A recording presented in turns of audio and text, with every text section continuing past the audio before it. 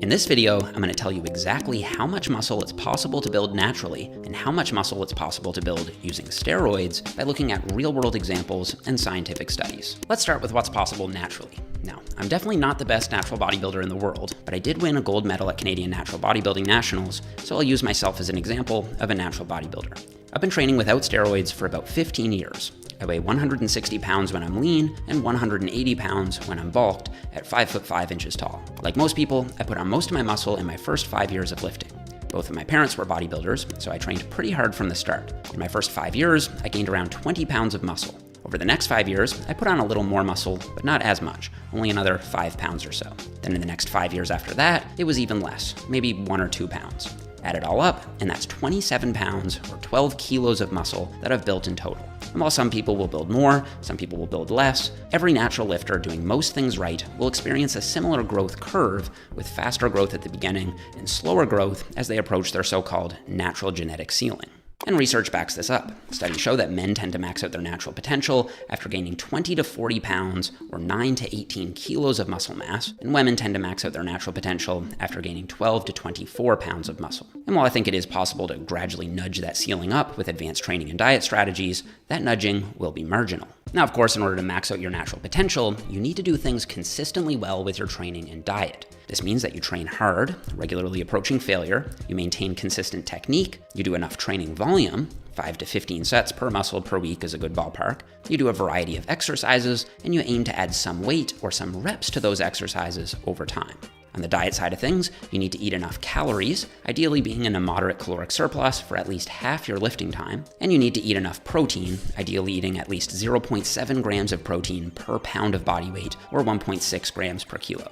If you do all of this for 5 to 10 years, you'll almost certainly gain 20 to 40 pounds of muscle and come pretty close to maximizing your natural potential. And here are a couple examples of natural bodybuilders that I think have either reached or are very close to reaching their peak natural development. This is Alex Leonidas, a fellow YouTuber who put on roughly 40 pounds of muscle in 13 years of lifting at 5'6" tall. He's 120 pounds in the before photo and 160 pounds in the after photo at a similar body fat percentage. He's also done several extended bulks where he's got as high as 200 pounds at around 20% body fat. So it wasn't like those 40 pounds went on completely lean without ever gaining any body fat. And I've heard Alex argue that you need to spend some time in a surplus and at a slightly higher body fat to maximize your natural muscular potential. As a taller example, this is Jeffrey Verity Schofield, another fellow YouTuber who put on roughly 43 pounds of muscle across 10 years of lifting at 6 feet tall. He's 150 pounds in the before photo and 193 pounds in the after photo at a similar body fat percentage. Once again, it's worth mentioning that Jeff did a series of bulks and cuts, getting up to 224 pounds at his peak bulk weight before cutting down to 193. Now, just in case there are a few people who think these examples aren't actually natural and we're secretly taking steroids to advance our fitness careers, let's consider a few examples of bodybuilders from the pre-steroid era. Anabolic steroids weren't isolated and synthesized until the early 1930s and weren't made injectable until 1935. So any bodybuilder prior to that date couldn't have been using them. And here are some examples of impressive bodybuilders from that era who had to be natural as a matter of historical fact. There were impressive strong men and strong women from the 1920s and earlier displaying incredible muscularity and leanness. There were even some bodybuilders from the 1800s rocking amazing all-natural physiques. But of course, both training and nutrition methods have improved a lot in the last 100 years, and there are more people into bodybuilding these days, so it's extremely unlikely that these pre-steroid era bodybuilders represent the pinnacle of what's possible naturally. The best modern natural bodybuilders achieve even better development, but given the availability of steroids today, there'll always be some skepticism around their true natty status. Okay, so what do steroids add? Well, let's start with the science. This is one of the most famous studies on anabolic steroids by Bosson and colleagues from 1996. You may have seen it before. They split 43 subjects into one of 4 groups. Group 1 didn't train or take steroids. They didn't do anything. Group 2 trained naturally without taking steroids. Group 3 trained enhanced. They did take steroids. And Group 4 did not train but still took steroids. So there was a natural group that didn't train, a natural group that did train, an enhanced group that did train, and an enhanced group that didn't train. After 10 weeks, these were the findings. The group that didn't train or take steroids, unsurprisingly, gained only a negligible amount of muscle mass, nothing significant. The group that trained naturally gained 4.4 pounds of muscle in 10 weeks. Not bad at all. But here's what happened to the group that trained and took steroids. They added 13.4 pounds of muscle on average. That's more than 3 times the amount of muscle gained by simply injecting 600 milligrams of testosterone per week. Everything else was the same. But that's not the craziest part. The group that took steroids and did not even train, they gained, ready, 7 pounds of muscle in 10 weeks. That's more than 1.5 times the muscle gained by the natural training group without even training. Let's consider the dosing though. They injected 600 milligrams of testosterone per week, which got me wondering if that'd be considered a high dose or a low dose by today's bodybuilding standards. To help me answer this question, I spoke with an anonymous anabolics expert about how much steroids people actually take. In the most famous studies on this, they give people 600 milligrams of testosterone per week. Would you consider that a high dose, moderate dose, or low dose? It depends on the context of the individual. I would say for an entry-level enhanced user, it would be high. At 100 milligrams, you're typically looking at what is representative of therapeutic hormone replacement. As you get to 150 to 200 milligrams per week, you're looking at what is more representative of, like some people call it sports TRT. It's kind of like the fitness industry TRT kind of levels where you are pushing a borderline super physiologic free test level perpetually, even though your total T looks normal on paper. As you get to 300 plus, you're kind of in enhanced territory now, even though you were already enhanced right before that. And then at 500 to 600, that's entry-level bodybuilder cycle territory, I would say. And then to represent what could be seen at a professional level in the very competitive ranks, you see upwards of, at minimum, oftentimes 1,000 milligrams a week, but as high as 4,000 to 5,000 milligrams a week. Per week? Per week. You've heard of people doing that? Oh, I've seen it. That's very helpful. Thank you. So the 600 milligrams used in that study would be considered a high dose by TRT standards, but is more on the moderate to low end compared to what many high-level competitive bodybuilders take. And it turns out that dosing matters a lot. In 2001, the same research group did a follow-up study to see how much muscle mass changes with different doses of steroids. This time, 61 subjects were given 5 different doses of testosterone. They injected either 25, 50, 125, 300, or 600 milligrams per week for 20 weeks. And this is how much muscle they gained. The lowest dose added just under 1 pound of muscle, and the amount of muscle gained increased right alongside the steroid dosage, with the group taking the biggest dose, adding just about 20 pounds of muscle in 20 weeks. That's 1 pound of muscle per week on average. This isn't the highest responder. This is the average. Think about that. I might put on 1 pound of muscle in the next year if I'm lucky, as a late-stage natural. These guys put on 1 pound of muscle per week by taking 600 milligrams of test. Oh, I guess I should also mention, they didn't lift weights in this study. 0 lifting. They just took steroids. That's how much of a difference they can make. But again, many IFBB bodybuilders wouldn't even consider 600 milligrams a high dose. My anonymous source told me that he knows competitive bodybuilders that take 5 to 10 times that amount. So let's take a break from the studies and have a look at what steroids actually do in the wild. For this, I want to look at 2 examples, Sean Clarita and Chris Bumstead. Sean Clarita is the reigning 212 Mr. Olympia champion, but not many people know that before he began his IFBB pro career, he was a world-class natural bodybuilder. In fact, he reached the pinnacle of what's possible naturally before ever enhancing, something I strongly respect.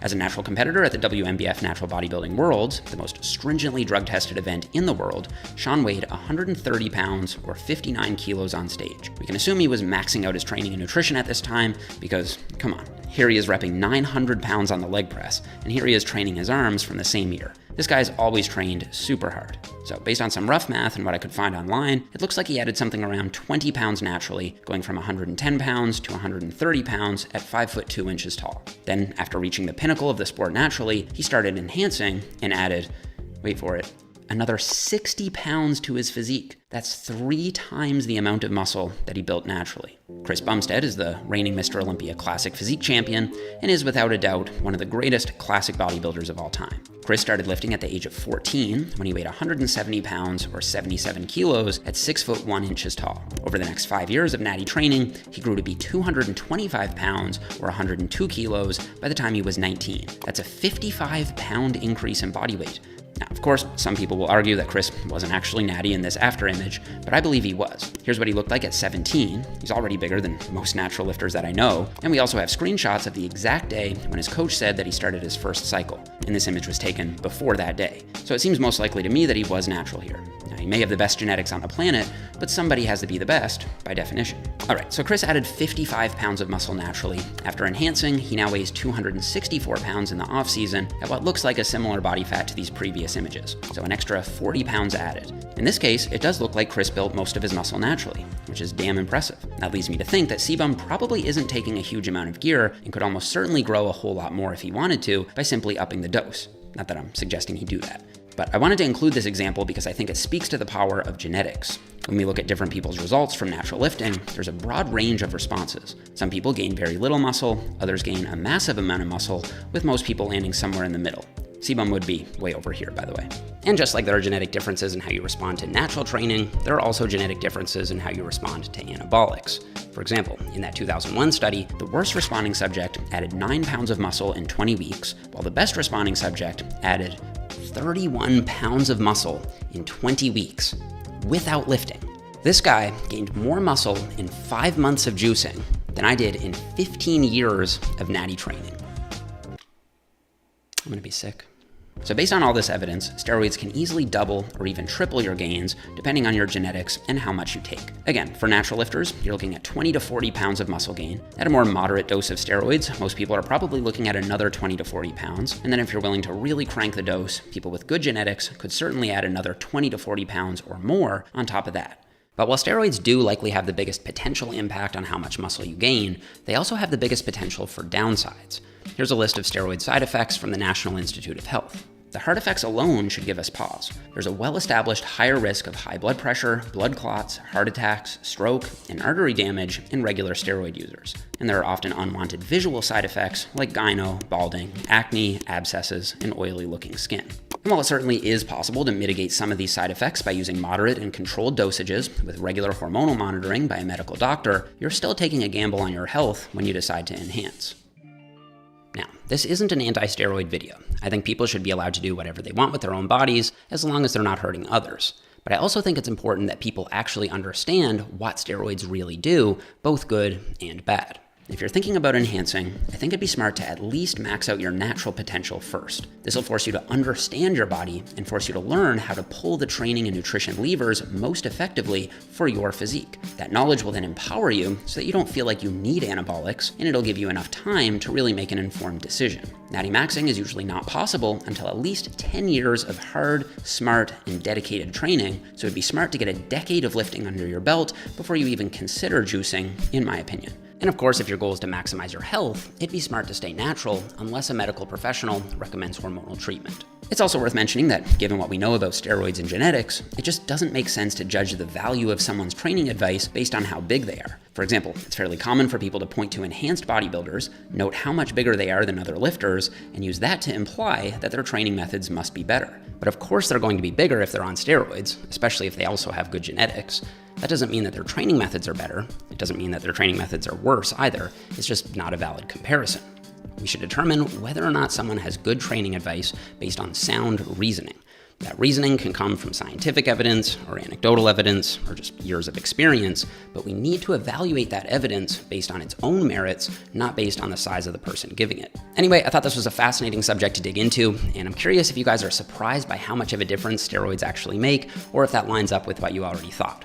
I personally knew that they made a big difference, but some of these numbers surprised me if I'm being honest. All right, that's it for this one, guys. Don't forget to leave me a thumbs up if you enjoyed the video, subscribe if you haven't already, and I'll see you guys all here in the next one.